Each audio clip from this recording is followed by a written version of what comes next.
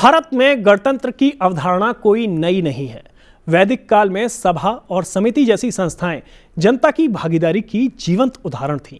उत्तर वैदिक काल और महाजनपद काल में राज्य व्यवस्था अधिक संगठित हुई और मौर्य काल में एक सशक्त और उत्तरदायी प्रशासनिक तंत्र विकसित हुआ। समय बदला और शासन का स्वरूप बदला, लेकिन प्राचीन भारत हो या स्वतंत्रता के बाद अपनाया गया संविधान, एक बात स्पष्ट रही, सत्ता का उद्देश्य जनता का कल्याण है। नमस्कार, स्वागत है आपका संसद टीवी पर। मैं हूं नवविक्रम सिंह और आज हमारी विशेष पेशकश में बात करेंगे त्रिस्तरीय लोकतंत्र के बारे में।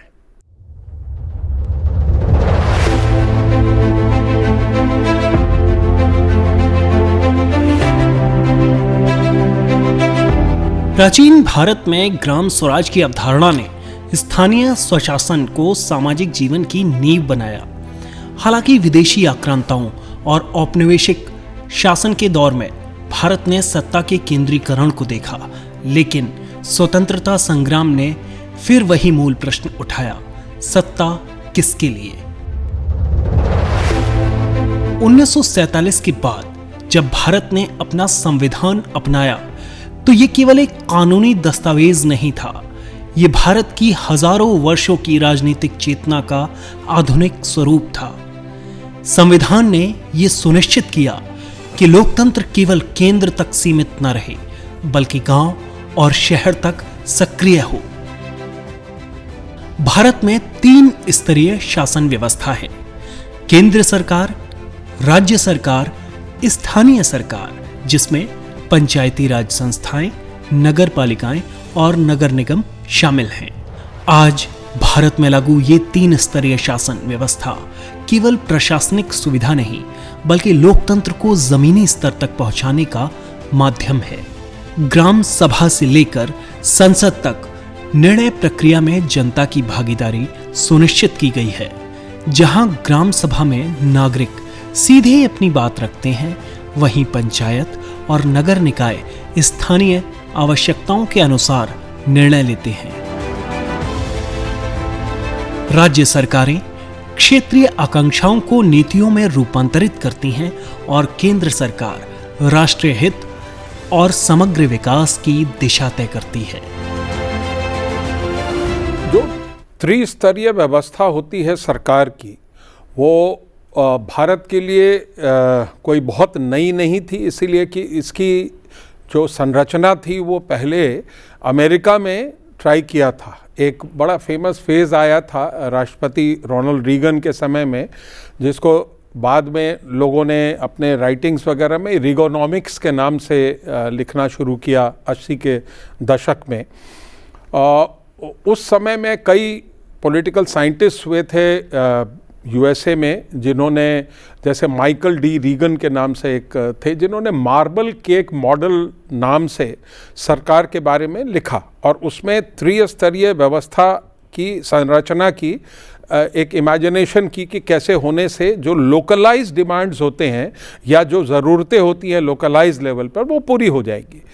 भारत के लिए भी ये कोई नया नहीं था, इन द सेंस कि 1980s में सरकारिया कमीशन में जब संघीय व्यवस्था पर बहुत सारी चर्चाएं हो रही थी, तब तक जो लोकल सेल्फ गवर्नमेंट था उस पर भी बहुत सारी चर्चाएं हुई। 73rd 74th अमेंडमेंट भी बाद में उसको लेकर आया और यह व्यवस्था हम आज़ादी के तुरंत बाद से हमने अपनाई हुई भी थी। पंचायती राज व्यवस्था हम जानते हैं, गांधी जी के तो मन में ही रहता था हमेशा, तो भारत में ये व्यवस्थाएं ऑलरेडी थी।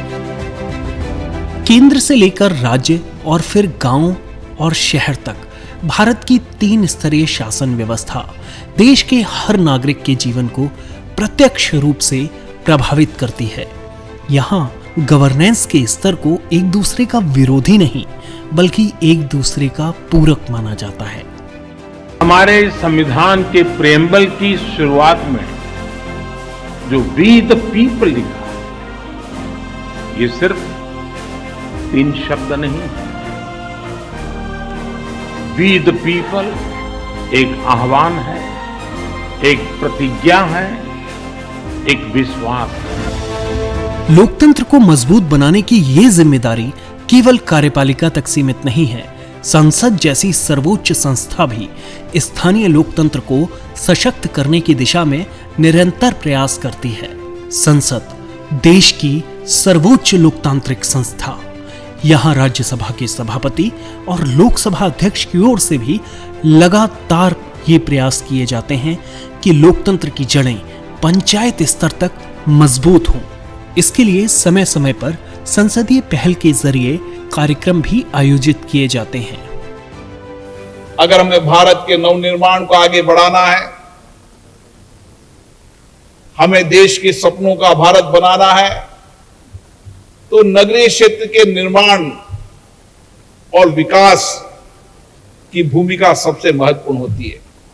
और इसीलिए आपका नियमित रूप से जनता से संवाद, संपर्क और जनता से संवाद और संपर्क के साथ हम जनता की अपेक्षाएं, आकांक्षाओं को पूरा करने का जो संकल्प लेकर जाएंगे, निश्चित रूप से उसी से विकसित भारत की कार्य योजना बनेगी।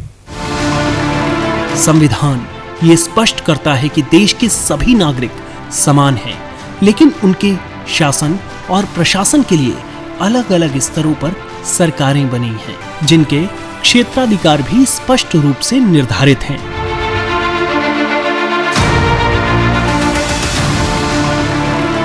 भारत का संविधान 3 स्तरीय सरकारों की शक्तियों और जिम्मेदारियों को स्पष्ट, संतुलित और सुव्यवस्थित रूप से परिभाषित करता है। संविधान ये स्वीकार करता है कि भारत एक विशाल और विविधताओं से भरा देश है, जहां शासन को प्रभावी बनाने के लिए सत्ता का विकेंद्रीकरण आवश्यक है। अनुच्छेद 245 के अनुसार संसद पूरे देश के लिए कानून बना सकती है। राज्य विधानमंडल केवल अपने राज्य के लिए कानून बना सकते हैं। अनुच्छेद 246 के तहत संघ सूची के विषय में केवल केंद्र होता है। राज्य सूची के विषय केवल राज्यों के लिए है।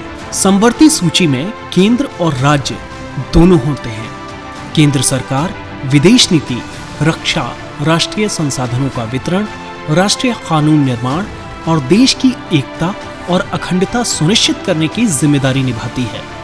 हमारा जो डिवीज़न है स्टेट लिस्ट, कंकरेंट लिस्ट और यूनियन लिस्ट, हमारा जो सेंट्रल गवर्नमेंट की एडमिनिस्ट्रेटिव पावर है, वो जितनी हमारी लिस्ट 1 है उसमें टू दैट एक्सटेंट वो पावर को एक्सरसाइज करते हैं। और वो पावर इस तरह से एक्सरसाइज करते हैं कि when the power vests in the president and the same shall be exercised by the persons subordinate to him, या तो प्रेसिडेंट खुद करेंगे या थ्रू। तो ये जो पावर का जो नीचे जो डिवोल्यूशन है, कई लोग मानते हैं कि ये डेलीगेशन है, हमारे यहाँ डेलीगेशन नहीं है, ये असाइनमेंट है। राज्य सरकारें स्वास्थ्य, कृषि, सड़क और बुनियादी ढांचे, पुलिस और कानून व्यवस्था और राज्य स्तरीय शिक्षा व्यवस्था का संचालन करती हैं। राज्य सरकारें जो हैं वो हम जैसे जब भी डिस्कस करते हैं कि कोई जो अपेक्षाएं होती हैं लोगों की, वो पॉलिसी के तौर पे जो इम्प्लीमेंट कर सकता है वो राज्य ही होता है। लोकल जो व्यवस्थाएं हैं वो पॉलिसीज़ नहीं बना पाती हैं, वो वहाँ की लोकल अपेक्षाओं को, छोटे छोटे जो डेवलपमेंटल या एग्जिस्टेंशियल जो नीड्स होती हैं उनको पूरा करती हैं। जो पॉलिसी बना करके और कम से कम शॉर्ट टू मीडियम टर्म में इम्प्लीमेंट कर पाएँ व्यवस्थाओं को, डेवलपमेंटल प्रोसेस को भी, ये राज्य सरकार ही होती है। और राज्य सरकार का ही काम है कि वो कोऑर्डिनेशन में रहे सेंट्रल गवर्नमेंट के साथ और रह करके रिसोर्सेज भी पैदा करे और उन पॉलिसीज़ बना करके उनको, सेंटर के भी पॉलिसीज़ को और अपनी भी पॉलिसीज़ को इम्प्लीमेंट करके लोगों की अपेक्षाओं को पूरा करे। ये काम राज्य सरकार का ही होता है। और इसी को सबने जो डेवलपमेंटल स्टडी करते हैं वो कोऑपरेटिव फेडरलिज्म के नाम से इसका नाम लेते हैं, इस व्यवस्था को। लोकतंत्र की असली जड़ें स्थानीय शासन में होती हैं। ग्राम पंचायत, पंचायत समिति, जिला परिषद, नगर पंचायत, नगर पालिका और नगर निगम। स्थानीय सड़कें, जल प्रबंधन, स्वच्छता, प्राथमिक शिक्षा, स्वास्थ्य, कृषि और पशुपालन जैसे कई विषयों में स्थानीय प्रशासन की निर्णायक भूमिका होती है। बीते वर्षों में सरकार ने पंचायती राज को लगातार मजबूत करने की कोशिश की है। पंचायती राज व्यवस्था अगर दुरुस्त नहीं होगी, गांव का अगर विकास नहीं होगा, पंचायतों का अगर विकास नहीं होगा, तब तक हम विकसित भारत की कल्पना नहीं कर सकते। और इसलिए आपने देखा होगा कि जो वित्त आयोग की अनुशंसा पर जो राशि पंचायतों को दी जाती है, उसमें पिछले 10 वर्षों में बेतहाशा वृद्धि की गई और पंचायतों को हम लोग पर्याप्त राशि दे रहे हैं। अब पंचायत प्रतिनिधियों को और उसमें कौशल विकास, उनके बेहतर प्रबंधन, उनमें एडमिनिस्ट्रेटिव जो प्रशासनिक क्षमता विकसित करने के लिए हम लोग कई ट्रेनिंग का प्रोग्राम चला रहे हैं और उन ट्रेनिंग्स के प्रोग्राम में हम लोग पंचायत प्रतिनिधियों को प्रशिक्षित कर रहे हैं। विशेष तौर पर महिला प्रतिनिधि जो हैं उनको भी प्रशिक्षित कर रहे हैं। उनमें भी क्षमता विकास कैसे हो, प्रशासनिक क्षमता कैसे हो, कैसे बेहतर प्रबंधन कर सकें वो पंचायत का, इन सभी चीज़ों पर हम लोग लगातार प्रशिक्षण का कार्यक्रम चला रहे हैं और लाखों की संख्या में पंचायत प्रतिनिधियों को हम लोगों ने प्रशिक्षित किया है। और यह कार्यक्रम हम लोगों का क्रम में लगातार जारी है।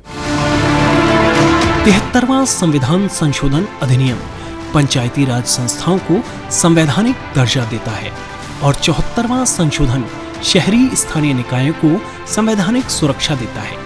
ये व्यवस्थाएं लोकतंत्र को नीचे से ऊपर तक मजबूत बनाती हैं। भारत की शासन प्रणाली संघीय है, लेकिन इसमें एकात्मक तत्व भी समाहित है। केंद्र, राज्य और स्थानीय सरकार तीनों मिलकर देश की जनता के कल्याण की जिम्मेदारी निभाते हैं। 3 स्तरीय शासन व्यवस्था सिर्फ एक प्रशासनिक ढांचा नहीं, ये भारत के लोकतंत्र की आत्मा है और भारत का भविष्य इसी संतुलित, सहभागी और सशक्त शासन व्यवस्था पर टिका है।